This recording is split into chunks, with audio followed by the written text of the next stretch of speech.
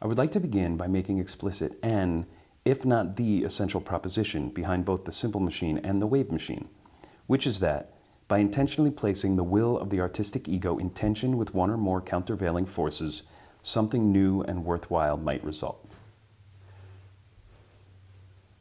Try not to worry at this point about what I mean by worthwhile, or to what audience these results might be worthwhile. 3 countervailing forces occur to me, and in some ways they will be present to a greater or lesser extent in any act of literary creation, I suspect, and with a slight modification of the vocabulary can be made applicable more generally. By which I mean, I don't think I've found some untapped source of artistic energy, but rather that I've refocused my attention such that what to some might be an impediment to the assertion of meaning, and to others a material to be formed into an expression of meaning, for the machine operator, in addition to being both those things, may potentially be the meaning itself. Would it be interesting to know what I think these 3 countervailing forces are? You might opine, with the world burning down around us and the life force frozen up inside me, that this would be a time to find a deeper cohesion, to get all the horses pulling in the same direction. And I wouldn't dispute it. In truth, it's what I've been looking to do for years, if not my whole adult life. But for whatever reason, that perspective hasn't been effective, and a successor appears to be necessary.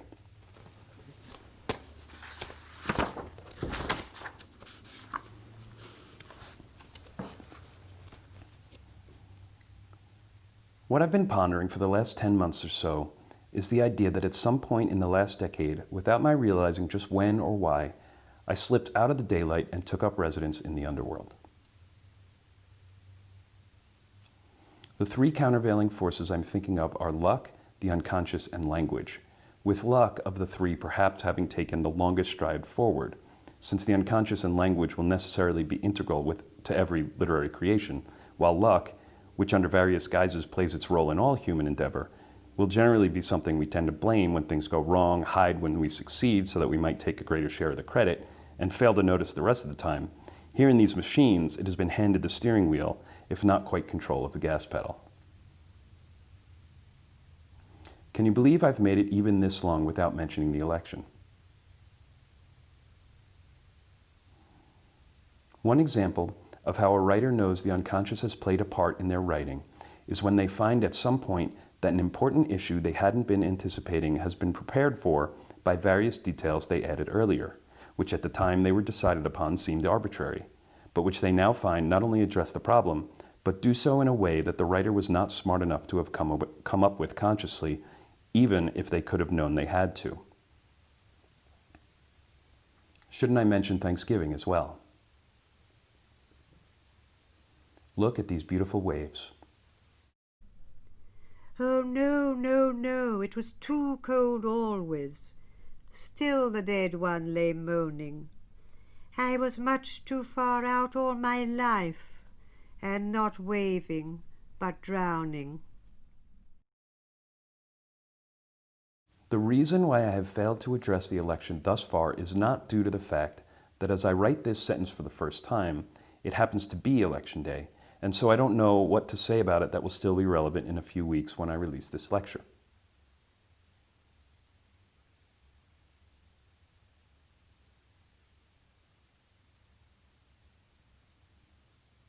There is certainly a large portion of Christianity, more specifically Catholicism, in my personal version of whatever you want to call the storehouse of myth, story, imagery, and metaphor that makes up each of our individual conceptions of the things that may only be approached symbolically. But when I think about the underworld, though there is certainly some Dante involved, Milton to an even greater extent, even a touch of C.S. Lewis comes to mind, the landscape was largely laid out by the Greeks.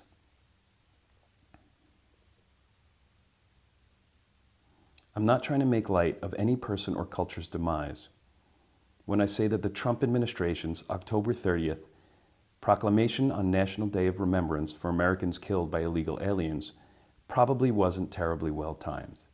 That if I were responsible for trying to bring attention to the killing of people who are native to America by people who were newly arrived and who came without the invitation of those who were here before them, I would probably want to put a little distance between that event and Indigenous Peoples Day. Today, we recommit to ensuring that those responsible for these tragedies face justice, while taking every action to prevent these horrific acts from occurring in our nation. Expend some effort to ensure the enfranchisement of every citizen in every election. The Puritans carried the sense of themselves as God's people to America as they found it. That sense, armed, is what is called American exceptionalism. It recreates the nation as a voice of power and self-righteousness, speaking to itself in a message broadcast to the whole world. This is an original and fundamental part of American identity. There is no American identity without it, which is also to say, there is no American identity without a sense of portent and doom. While I can wholly endorse a day dedicated to expressing gratitude, the iconography of Thanksgiving can't help but remind me that whatever historical event or events the holiday is based on involves the aid offered to European settlers by a people who before too long would be all but eliminated from the region by those settlers and what they brought with them from Europe.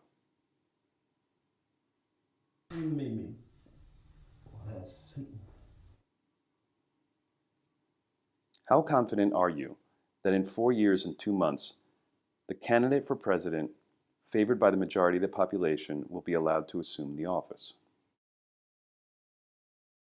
Really long dream. I'm driving Prince around. It started out Witness for Peace stuff.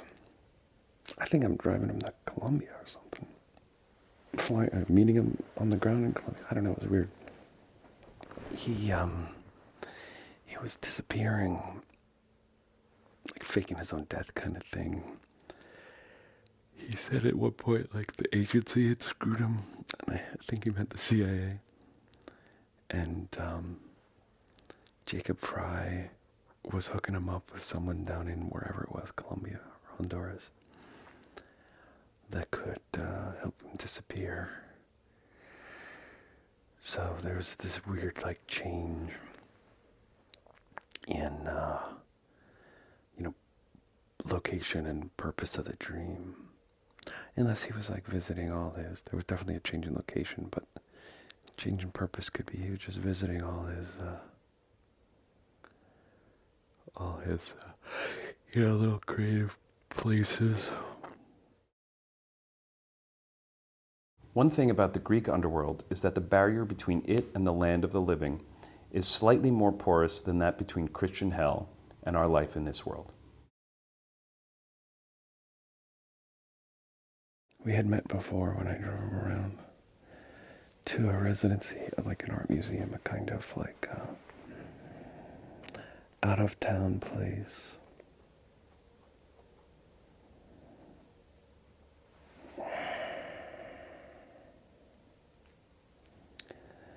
Like a Dia Beacon kind of thing. And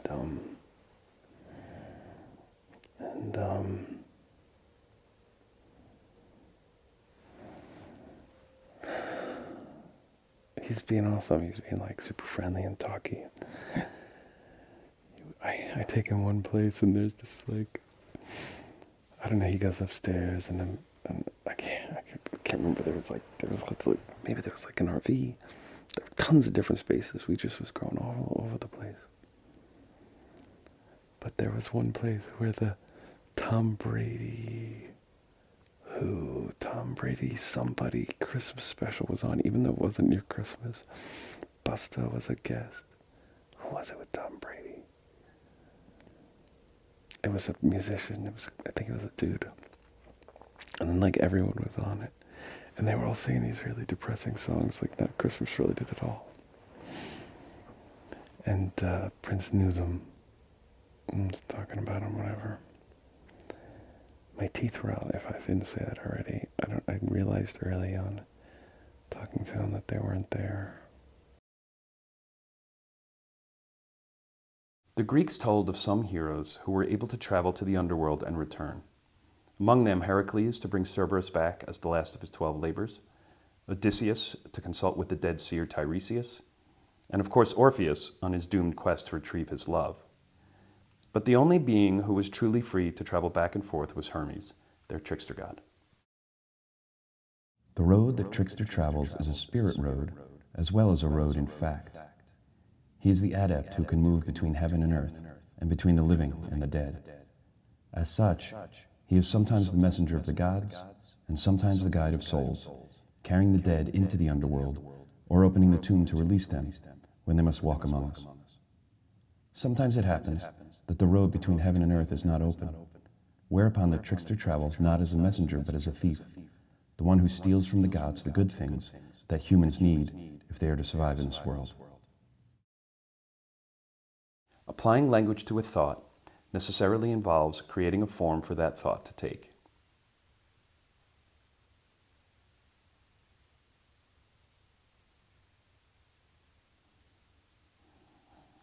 Forging an objective form so that a subjective thought might find a place in the world can have the effect of strengthening and sharpening that thought if you demand precision of yourself. At one point we're in this Diabeacon museum and we're going around, and then my sister joins us for a second, I believe, and some other guy who feels like a caricature artist I met in Nebraska who was from Austin. And they were all, it was like, so it was a funny museum because it wasn't just an art museum, it was like a combo. Or it was an art museum laid out like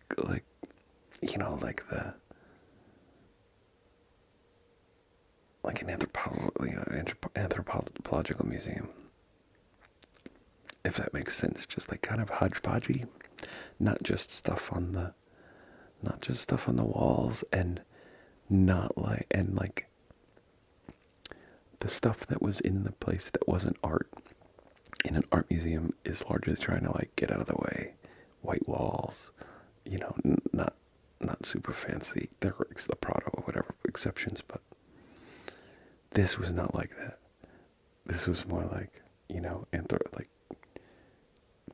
colorful signs, giving you information, whatever. Anyway. How hard is it to invite the intercession of the trickster god when life already feels contingent, unstable, oppressive, and dangerous? There were all these kind of things, but there was this huge installation, I guess, and it was just a really big wave going up and down through the building in this tube, and it was really exciting to see. I only remember going to the first floor. We started at the ground floor, went up to the first floor.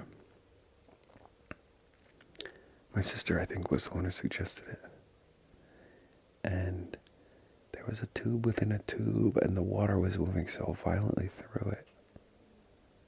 I wonder if it was supposed to be like a tsunami or something. It was really big.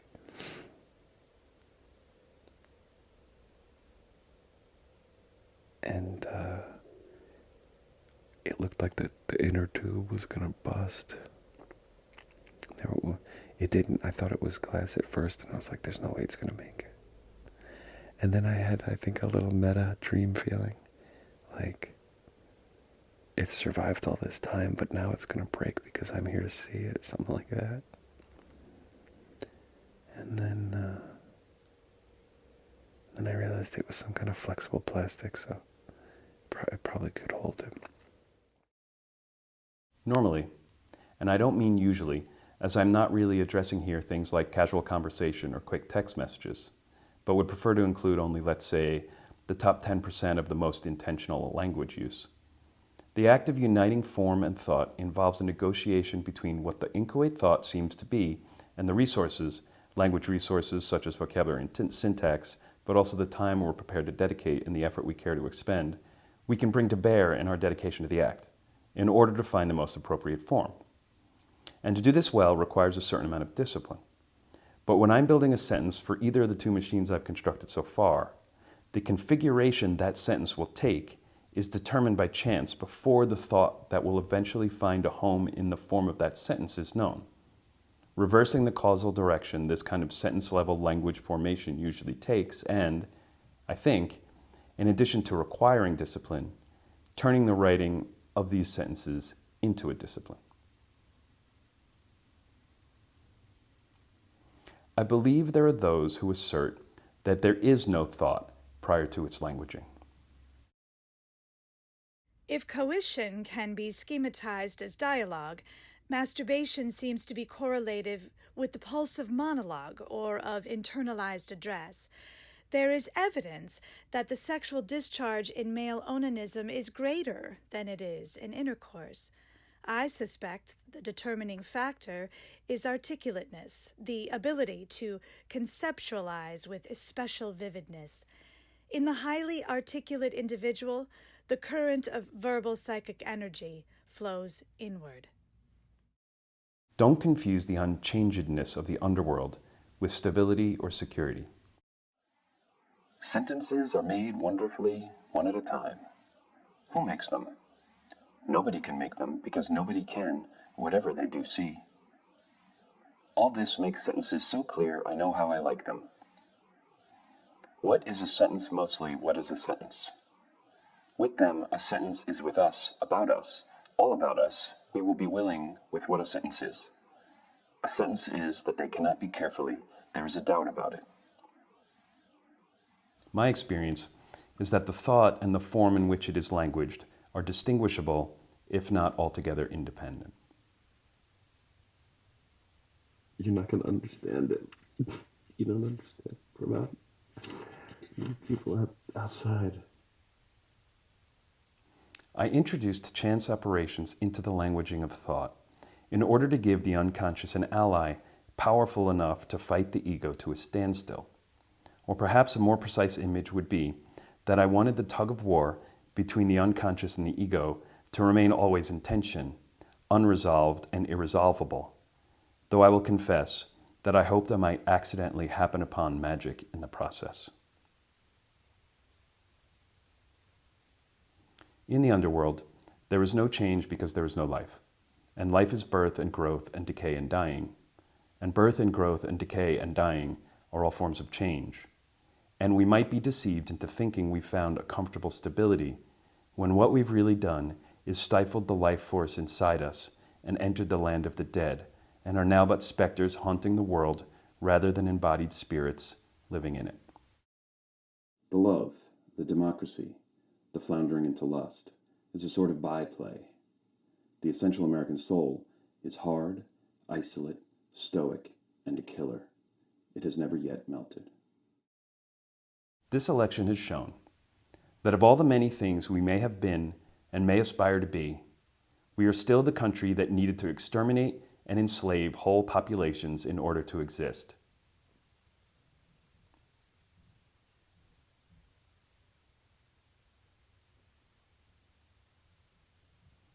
As I said, I think a day dedicated to offering thanks is laudable, but by placing it in a historical context, though historical should more accurately be replaced by mythological in this case, and then insisting that any attention paid to aspects of that mythology other than the one that makes you feel good is offensive and out of line, is a lot like loudly proclaiming one's Christianity in order to use it as a cudgel against homosexuals, while pretending Jesus never mentioned anything about our obligations to the poor. Where did we leave the Beacon place? He had had a previous residency there. That's how I drove him there the first time, and I just saw him briefly.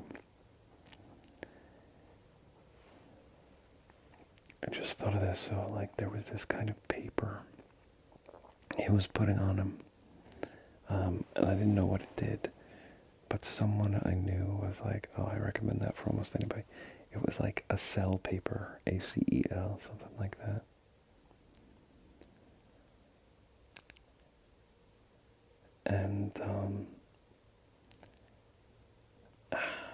And then towards the end of the dream, and we leave the Beacon place, and it's like, where are we going?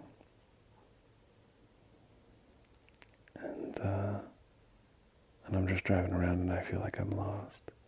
Then I park. Oh no, I wasn't driving around. We were walking a long way. We went to like a little diner. Everything was they were like big like a big Lord and Taylor, like the combination of like a big box store, but with the cheesy design of a, department store. So it was like enormous and faux classy, maybe you'd call it. They were closed. I was like, why doesn't someone do something with these buildings? Can you feel the waves? How they roll through this lecture, how they grow and recede, the amplification and the interference, the flotsam buoyed up and the jetsam left to drift, and how we crest here just as the end comes in sight? The problem with any attempt not to be the country that needed to exterminate and enslave whole populations in order to exist anymore is just about half the population doesn't believe this is a problem that needs addressing at all. And we're walking, and I think I've like led him astray, and I'm lost. I was like, where are we going? He said like Rosenstein art or Rosenstein art, something like that. And I think I'm at the right place of the dream, but then there's this weird like RV thing, kind of bus. Maybe it was more like a bus. And I'm smoking. And I'm like, where is this place? And he like gets in. He opens the door and gets in. And I had just lit a cigarette. And since he didn't say anything, I thought I could smoke in there. But I go in and I'm like, is it cool if I smoke? Prince won't answer, and I can tell that I'm not being cool. I'm not supposed to ask this question. I'm supposed to go in. And then I look over to the right. There's a guy there. And there's a woman. Everyone's super cool. Just like the coolest, And the guy says, you're in the wrong place. And again, I want Prince to say something, but he doesn't. And I kind of realize I'm being tested. And I go in and I sit near Prince. And I just like realized I wasn't being cool, Gratitude approached properly is always from a position of humility, an acknowledgement that what is best in our lives is better than anything we could have earned. And to be cut off from gratitude is a good sign of a cramped soul encased in granite. So if you're truly able to express gratitude, that might be the thing to be most grateful for this Thanksgiving. We crest here for the final time and look back upon the second iteration of the wave machine to find, when compared with the first iteration, that the amplitude is 20% greater, that 1.5 cycles have been completed rather than the half cycle of the first version, and that the number of obtrusions, which should be experienced as impediments, like boulders at the seashore, increased by over 300%. None of which has anything to do with the operator's ability or influence, but is a simple matter of the operator applying the dictates of the aleatoric method to whatever is on his mind. And then some time passes, and I think Prince and I are chatting about, like, gotta be cool, whatever. And then a bigger conversation starts. And there's this woman, she's like very kind of thin boned, but tough looking, tiny, thin arms, thin. I feel like she had a tattoo on her face, but I can't place it. And at the end she says, what do you want to ask? You can ask whatever you want. People are talking about their art project. And I deflect and I say, I just want to experience it, or something like that. And then I think that woke me up, like I blew it. And I thought for a few seconds, and I thought about anima, and I thought, really wanted to ask is, am I doing the right art project? And then I imagined them, all these cool people watching my art project and wondering what they would think.